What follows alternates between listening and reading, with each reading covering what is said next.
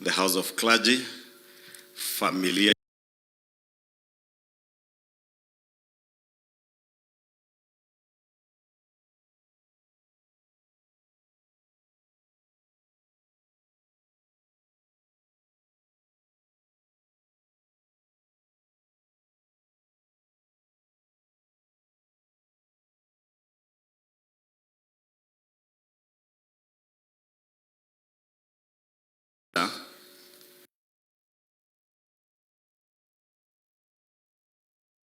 are brothers.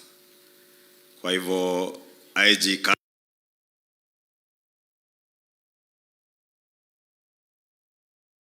Rais nasema hivyo ili wale polisi wako hapa wasikie, ili wakijaribu kunishika wajue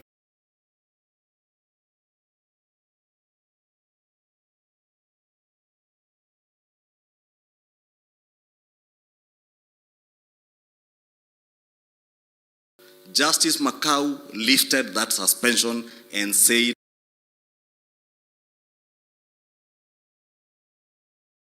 of that bill or that act were constitutional.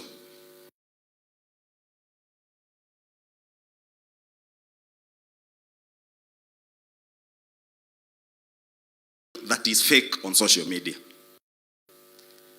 Bishop, na ndio nilifurahi wakati nilisikia ukihubiri hapo mambo ya ukweli. Jana nimesikia viongozi wa kanisa wakikemea Times Amendment Act of 2025. What is that act doing? The Amendment Act, sababu ni marekebisho ya ile sheria ya 2018, inalinda watoto wetu, inalinda kanisa. Because the objectives of the bill, it was sponsored by the member for Wajir East, the Honorable Daud Mohammed, with 3 principal objectives. 1, to stem the culture of recruiting young people into terrorism online. 2, to stem the culture of religion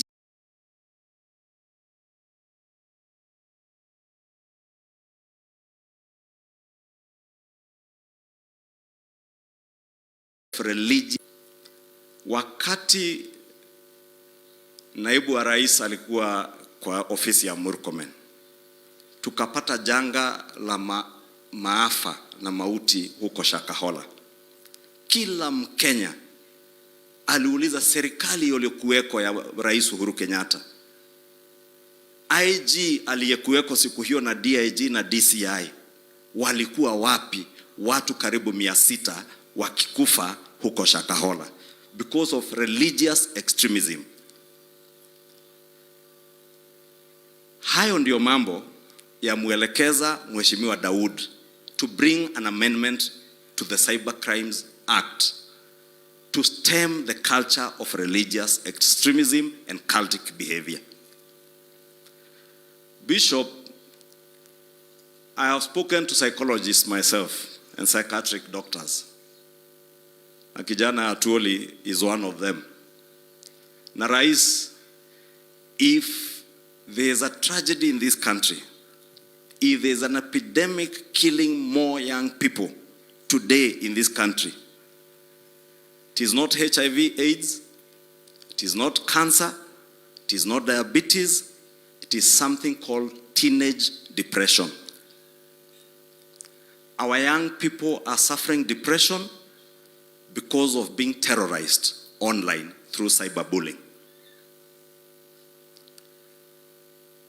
Bishop, that amendment bill sought to protect the children of Kenya from cyberbullying so that they do not commit suicide. The only amendment to Section 27 was adding 3 or 4 words that if your behavior online in cyberbullying is likely to cause somebody to commit suicide, you shall be guilty of an offense. Sasa Bishop, mimi nashindwa. Mbunge aliyoleta ile mjadala ama bill alikosea nani kulinda na kukinga watoto wa Kenya? Alikosea nani kukinga kanisa letu tusiwe na cultic behavior? The world over, Bishop, today in the United States of America, ChatGPT has been sanctioned by the government of America because of giving directions to a young person on how to commit suicide. And they have been sanctioned. But we are being told today, in Kenya, let us do nothing about it.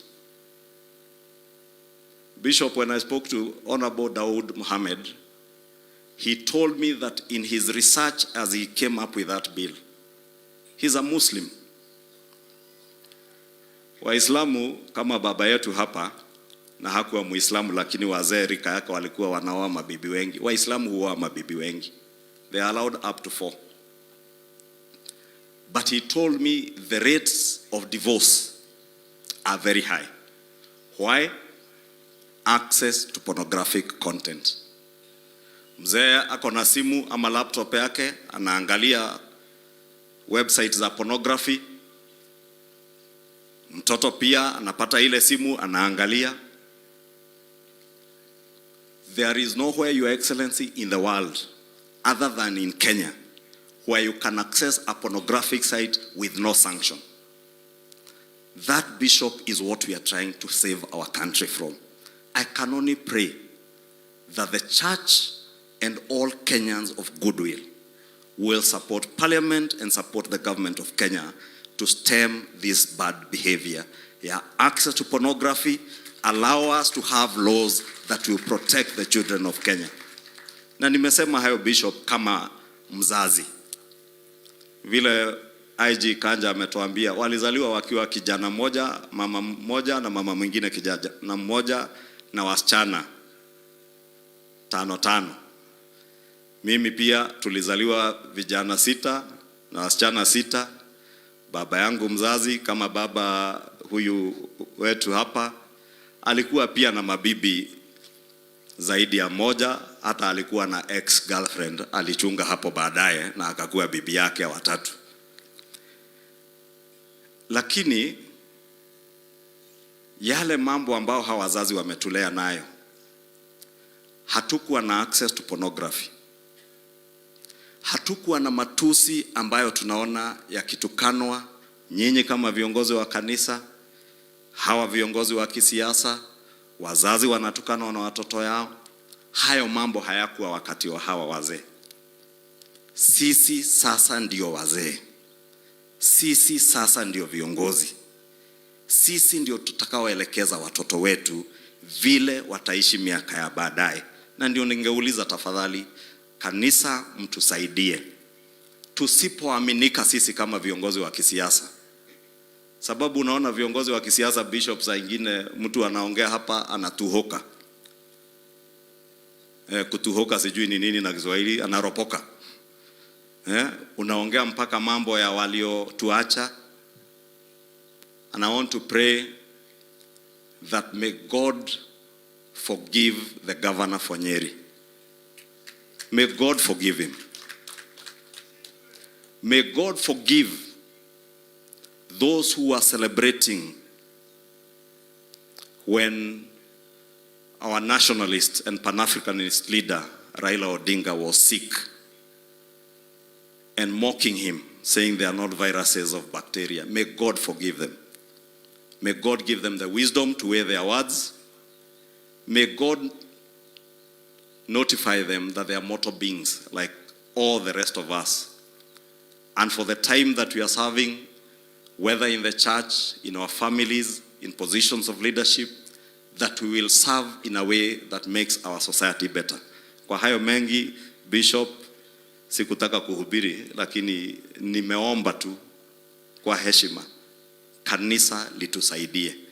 Ili sisi viongozi tunaposema ukweli, pia kanisa itusaidie kusema ukweli. Because if that culture or the disease of misinformation and disinformation can get to the judiciary and lead a judge to making pronouncements and giving orders based on a non-existent bill, the church also gets tempted, because probably it is a popular thing to do, to also condemn government for actions that are protecting the very fabric of our society and our nation. I can only pray that the truth will always protect us and stand with those of us who say it as it is.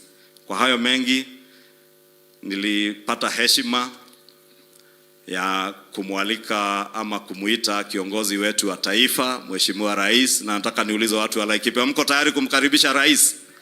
Mko tayari? Tuinuke tumkaribishe kiongozi wetu wa taifa, Mheshimiwa Rais.